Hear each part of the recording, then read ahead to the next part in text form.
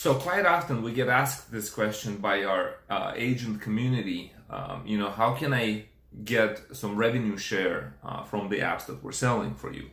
It's a very valid question, and I am giving it a lot of thought and trying to balance, because this is kind of the situation that we see when we publish an app on Clover, and we let Clover market the app on the app market, distribute it, because that's where people go to connect without our intervention. They just simply go to the app market, they get the app, they install it. Clover will conduct the trial management, the billing, the collections, and the distribution of funds, right? So all of that is handled by Clover. So sale, billing, and even the first line of support. And they collect 30% from us. So when we sell an app for $9.99, our cut is about $3 less, $2.99 less, right?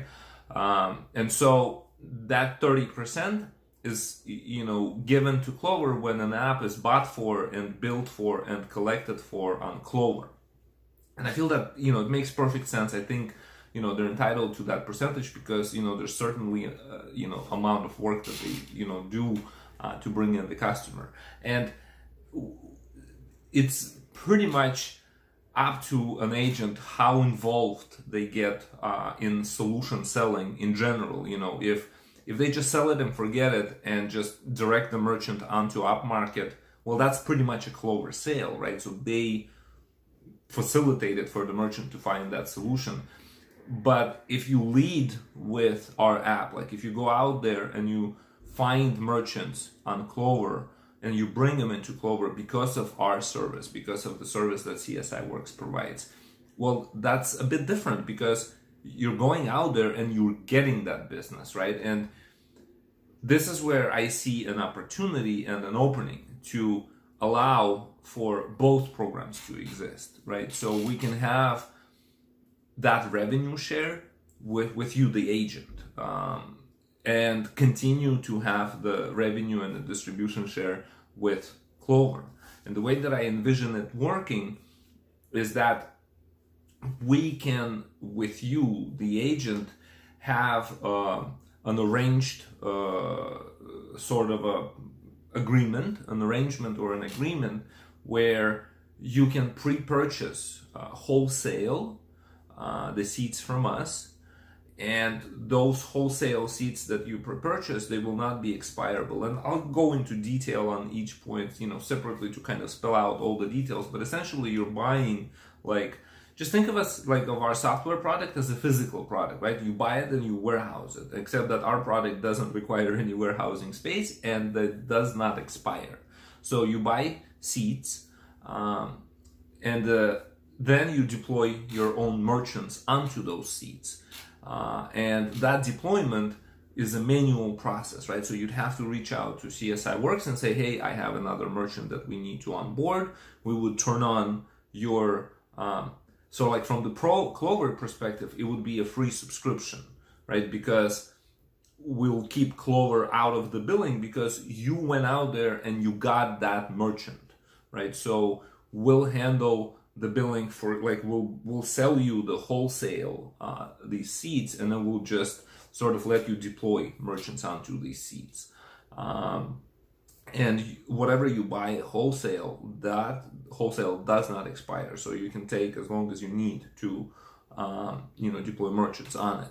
There'd be minimums that, again, will be spelled out further down the road, but the idea is this. And you'd be able to bill your merchant for their part, and we've billed you for our part. And so that allows us to basically offer this program. I want to make sure that, we're not violating anything, and I don't feel that we are, because, like I said, there's definitely both cases do exist. A Clover does a significant part in bringing in the merchant, and they absolutely deserve the 30% split that they get, because they bring the merchant in, they build the merchant, they collect the money. All of that is work that doesn't require our we don't interfere at all. We don't do any of it, right? So if the merchant stops paying, Clover does the collection. So it's all handled, and that's great. In the situation and we can't get into, like, we can't put you into that relationship because, you know, there's already a split there. And we can't just say, oh, just because it's your agent, let's let you have it for free and then, you know, do that thing. Because just because you're somebody's agent doesn't mean that you've made the sale of the app, right? Like I said, a lot of agents will sort of opt to this behavior where they'll say, app market, go to app market, find solutions, get the solutions done, you know, and you know, whatever, to each his own, it's fine. That's not the point. The point is that I think both of these options are good and they don't interfere with one another. You know, we're willing to have the rev share relationship with you. That will require the handshaking on onboarding, the billing relationship between us. And, you know, we're happy to partner up because our company does not sell merchant services. I've said that many times. That continues to be true.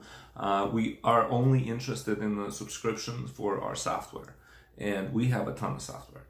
So, you know, let me know if you think. Thanks.